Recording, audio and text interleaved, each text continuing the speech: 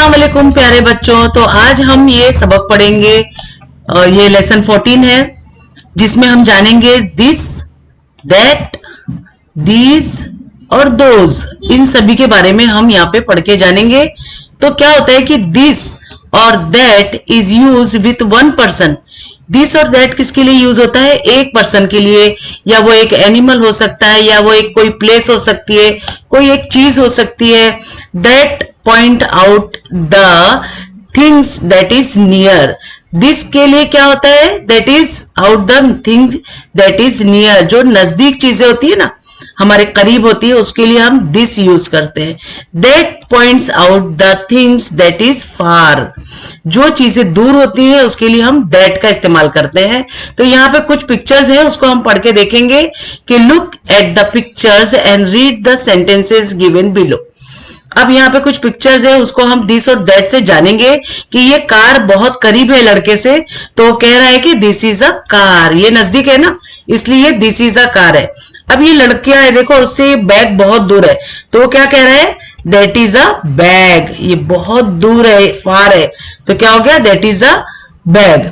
अब this is a tree, ये लड़के की नजदीक ट्री है ना, तो दिस इज अ ट्री।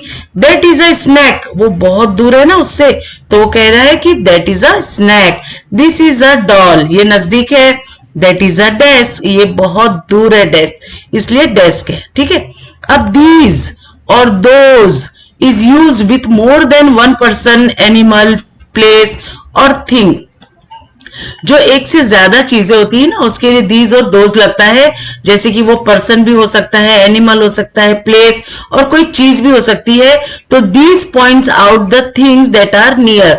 जो भी नजदीक चीजें होती है ना, एक से ज्यादा चीजें, वो नजदीक होने की वजह से उसे दीज कहते हैं। दोज किसे कहते हैं? जो फार है, दूर है, तो point out the things that are far. ठीक है। तो यहां हम सेंटेंस कुछ पढ़ेंगे और कुछ चीजों की पिक्चर्स हैं, उसे देख देख के हम और अच्छे से समझ सकते हैं। लुक एट द पिक्चर्स और read the sentences given below. जो नीचे सेंटेंसेस दिए हैं उससे आप समझ सकते हो कि दीज आर इरेजर्स। ये दो इरेजर्स है ना यहाँ पे, इसलिए ये इरेजर्स है, लेकिन ये नजदीक है इसलिए दीज बोले जा रहे हैं। अब ये फ्लावर देखिए दूर है, तो दोज आर फ्लावर्स। ठीक है।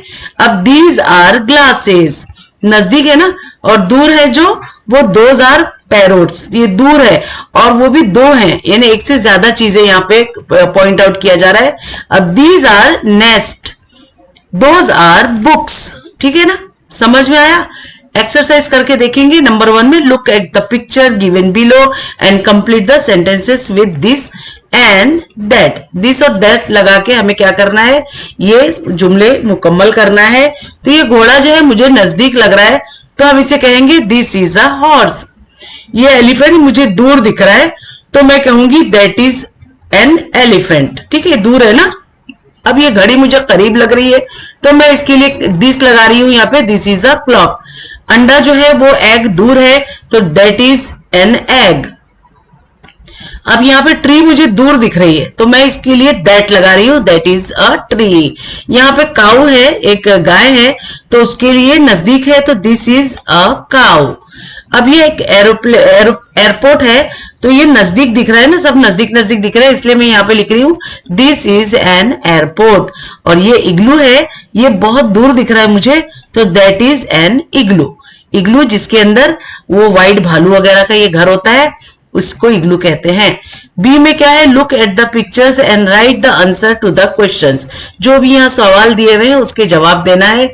तो यहाँ पर एक किताब मुझे दिख रही है, तो वो दूर है, तो हम इसको क्या करेंगे?